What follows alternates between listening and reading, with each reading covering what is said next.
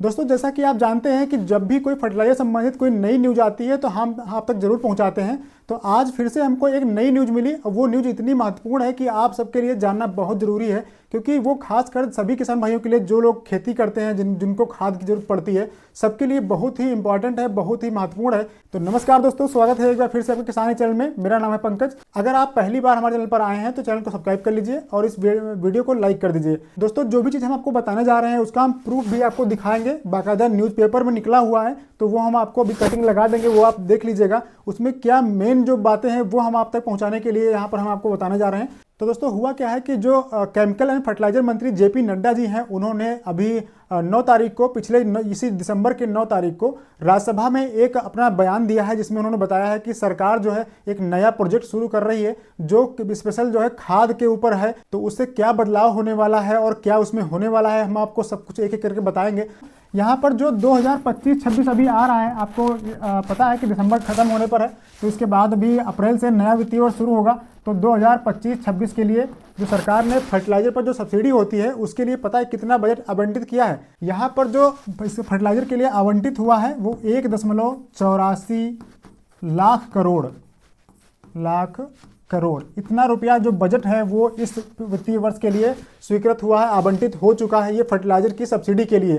तो आप लोग देख सकते हैं कि ये जो है अब इस पर क्या होने वाला है वो हम आपको बता रहे हैं। ये तो हो गई मुख्य बात, जो हमने आपको बजट इसका बता दिया जो पेपर में निकला हुआ है। अभी किसानों के ऊपर उसका क्या प्रभाव पड़ेगा वो देख लीजिए।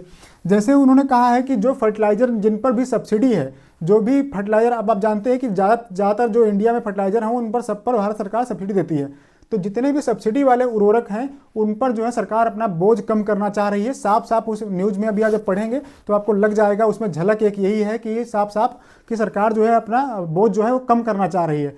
तो होगा क्या, वो लोग कर क्या रहे हैं, जो नया प्रोजेक्ट शुरू कर रहे हैं, हमने अब बात अभी बताई है आपको। उसमें क्या है कि जैसे कि एक मान लीजिए आप हैं, एक किसान है, तो किसान का जो भी एरिया है, जो भी एरिया रकबा है किसान का, उससे जो है फर्टिलाइजर को लिंक कर दिया जा रहा है। फर्टिलाइजर उतना ही किसान ले पाएगा जितनी उसका रकबा होगा। ये तो पहले से हम आपको बता चुके थे, लेकिन उस पर जो प्रोजेक्ट है अब शुरू हो चुका है। तो यहाँ पर मान लीजिए उन्होंने जो बताया है उसमें न्यूज़पेपर में जो निकला हुआ है वो रिपोर्ट हमें तो अच्छी नहीं लगी। आप लोग बताइएगा कि क्या आपको उसमें निष्कर्ष निकलता है, आप लोग ध्यान दीजिएगा थोड़ा।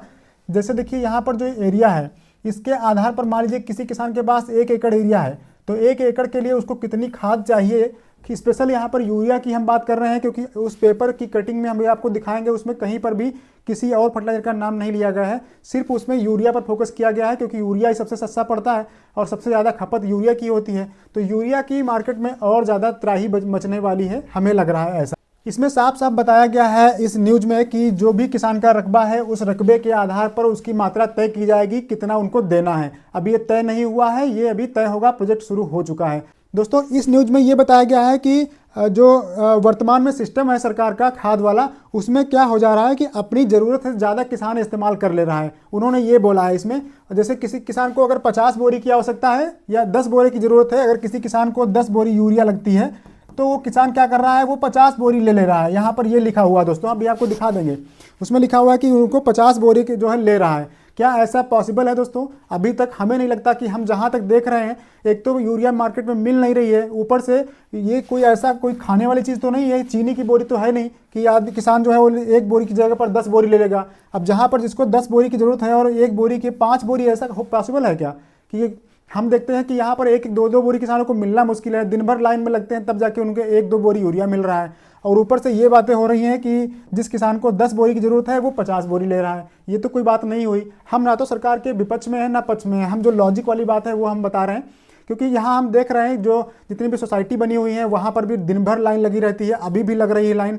और जो प्राइवेट दुकान वाले हैं उनसे हमने कई बार बात की है, दुकानदारों से, तो वो लोग बोल रहे हैं कि जो डीलर बैठा होता है ऊपर, जो डीलर है डिस्ट्रिक्ट लेवल पे या तहसील लेवल पे, वो लोग आपको यूरिया जो दे रहे हैं वो महंगा दे रहे हैं। तो जब महंगा दे रहे हैं तो 10-20 रुपये दुकानदार भी कमाएगा, तो वो महंगा किसान को बेच रहे हैं। तो इसलिए जो सरकार का कंट्रोल है वो यूरिया पे नहीं हो रहा है, हमें लग रहा है। इसीलिए सरकार ये वाला जो कदम है वो उठाना चाह रही है। इससे सीधा सीधा मतलब है कि जो बोझ है फर्टिलाइजर पे सब्सिडी का वो सबसे ज़्यादा यूरिया पर है। अब यूरिया पर जैसे सब्सिडी का बोझ हटेगा तो किसान को बहुत महंगी पड़ेगी। हाँ, एक चीज़ और इसमें साफ साफ लिखा हुआ है, भूमि रिकॉर्ड से लिंक होगा यूरिया। साफ साफ जो फर्टिलाइजर और रसायन मंत्री हैं उन्होंने साफ साफ बोला हुआ है, यूरिया को खासकर टारगेट किया गया है। तो अगली बार आप तैयारी कर लीजिए, आप अब जो है यूरिया पर बारी आने वाली है। यूरिया पर जो सब्सिडी है वो अगर हटेगी या कम होगी तो यूरिया महंगा ही होना है। और अब सबसे बड़ी बात यह है कि यूरिया टाइम पर मिल भी नहीं रहा है। इस समय हमारी एरिया में एक तो नहर में पानी नहीं आ रहा है, दूसरी बात जो फर्टिलाइजर लोग अपने तरीके से डीजल वगैरह इंतजाम करके वो सिंचाई कर भी ले रहे हैं, तो फर्टिलाइजर के लिए दिक्कत हो रही है। यूरिया टाइम से मिल नहीं रहा है, मिल रहा है तो फिर बहुत महंगा मिल रहा है, या दिन भर लाइन में लग रहे हैं तो 2 बोरी से ऊपर नहीं मिल रहा है, क्योंकि वहाँ पर पहले से खतौनी वाला सिस्टम लागू है हमारे, हमने आपको बताया था। तो जितनी किसान खतौनी लेकर मान लीजिए 1 सवा बीघा की या 1 एकड़ की लेकर पहुँच रहा है तो उसको 1 ही बोरी यूरिया मिल रहा है। और वो भी अगली बार जब लेने जाता है तो उसको बोल दिया जाता है कि आप अगले महीने आइएगा, इस महीने आप नहीं मिलेगा। तो ये कैसी दोस्तों व्यवस्था है। अगर हम ये नहीं कह रहे कि किसान को सिर्फ यूरिया पे ही डिपेंड रहना चाहिए, लेकिन जब पहले से व्यवस्था चल रही थी इसीलिए किसान उसका जो है आदी हो चुका है। अब जो ज़मीनें हैं वो भी इस तरीके की हो चुकी हैं कि उसमें अगर नाइट्रोजन पहले से पड़ रहा है तो अगर नाइट्रोजन बिल्कुल नहीं पड़ेगा या कम पड़ेगा तो उसकी जो उर्वरता है वो तो गिरेगी, साथ ही साथ जो प्रोडक्शन है वो कम आएगा। ये बात बिल्कुल तय है कि या तो किसान के पास उतना गोबर की खाद पहले से व्यवस्था हो तब वो कर पाएगा इंतजाम, तब उसकी प्रोडक्शन जो फसल का वो ले पाएगा। लेकिन अचानक से इस तरीके से करना तो ये तो बहुत ही घाटा लगेगा किसान को। और यहाँ पर बोला गया है कि जो किसान 50 बोरे ले रहा है, एक तो वो अपने खेत की मिट्टी को उर्वरता को बर्बाद कर रहा है, दूसरी बात कि जो सब्सिडी दी जा रही है उसका दुरुपयोग हो रहा है। तो दोस्तों ऐसा तो हमें नहीं लग रहा है कि कोई किसान एक्स्ट्रा में यूरिया लेता है, जितना उसको ज़रूरत है उतना ही ले रहा है। हाँ, हो सकता है कि उसके पास ज़मीन कम हो और वो बटाई की खेती करता हो तो उसके लिए अपना लेकर व्यवस्था की हो, लेकिन कोई भी किसान अगर उसको 5 बोरी की ज़रूरत है तो वो 50 बोरी लेकर क्या करेगा। दोस्तों इसी न्यूज़ में ये भी बताया गया है कि हाल ही में जो सरकार ने अभी पिछले कुछ महीनों में सरकार ने 5371 लाइसेंस जो है फर्टिलाइजर के वो निरस्त किए हैं। जो छोटे छोटे दुकानदार थे, आपने देखा होगा पिछले कई महीनों में बहुत सारे लाइसेंस जो है निरस्त किए गए हैं, कई दुकानें बंद कर दी गई हैं। वहाँ पर ब्लैक मार्केटिंग की समस्या पाई गई थी। तो ठीक है, दुकानों के लाइसेंस जो लोग गलत कर रहे हैं उनका बंद होना चाहिए, लेकिन जो अच्छा कर रहे हैं और जो डीलर हैं उनको तो कुछ नहीं हो रहा है। जो व्यापारी हैं उनके लिए कोई रूल नहीं है, सारे रूल जो है वो प्राइवेट जो छोटे छोटे दुकानदार हैं उनके लिए आ जाते हैं। और जो सब्सिडी जो सोसाइटी है वहाँ पर इतनी ज़्यादा भीड़ लगती है कि किसान को मिलना मुश्किल हो जाता है। दूसरी बात दोस्तों ये है कि इसमें बताया गया है कि 649 FIR दर्ज हुई हैं पहले जो लोग ब्लैक मार्केटिंग कर रहे थे, तो वो भी कोई दिक्कत नहीं है। अब यहाँ पर एक बोला गया है कि फर्टिलाइजर एसोसिएशन ऑफ इंडिया जो FAI है उसने इस योजना का स्वागत किया है, जो पायलट प्रोजेक्ट शुरू किया गया है लिंक करने का ज़मीन से, उस पर उसका जो है सराहना की गई है। उन्होंने बोला है कि इससे बैलेंस यूज बढ़ेगा फर्टिलाइजर का और किसानों को सॉइल हेल्थ जो कार्ड होता है उस पर फोकस करने पर मदद मिलेगी। तो देखिए, सॉइल हेल्थ पर फोकस करने में मदद तब मिलेगी ना जब मिट्टी की जांच कहीं पर पॉसिबल होगी। अगर हम अपने यहाँ की बात बताएं, हमसे कई किसान फील्ड में ऐसे कभी जाते हैं तो कई किसान पूछते हैं कि हम सर कहाँ अपना करा सकते हैं, मिट्टी की जाँच कहाँ कराएं। तो जब डिस्ट्रिक्ट लेवल पर कोई व्यवस्था ही नहीं है, जो डिस्ट्रिक्ट लेवल पर बिल्डिंग बनी थी वो हम देख रहे हैं पूरा जर्जर पड़ी हुई है, वहाँ पर कोई स्टाफ नहीं बैठता। अगर कोई किसान वहाँ पर जाए भी तो महीनों में ऐसे ही पड़ा रहता है सैंपल, वहाँ कोई जांच करने की सुविधा ही नहीं बची है। तो फिर मिट्टी की सॉइल हेल्थ कार्ड का क्या होगा? सॉइल कैसे जांच की जाएगी, इस मिट्टी में क्या कमी है, क्या सही है, क्या गलत है? किसान को तो कुछ नहीं पता है। तो जब तक व्यवस्थाएं नहीं होंगी तब तक कैसे पता चलेगा? अगर प्राइवेट किसी वेंडर से या किसी प्राइवेट कंपनी से सॉइल टेस्ट कराते हैं आप, तो किसान को खर्चा बहुत लंबा बैठता है, ना तो उतनी जागरूकता है, ना वहाँ तक किसान की पहुँच होती है कि वहाँ तक जाके वो अलग अलग जाके मंडलों में करा पाए। तो ये सबसे बड़ी समस्याएं दोस्तों देखने को मिल रही हैं।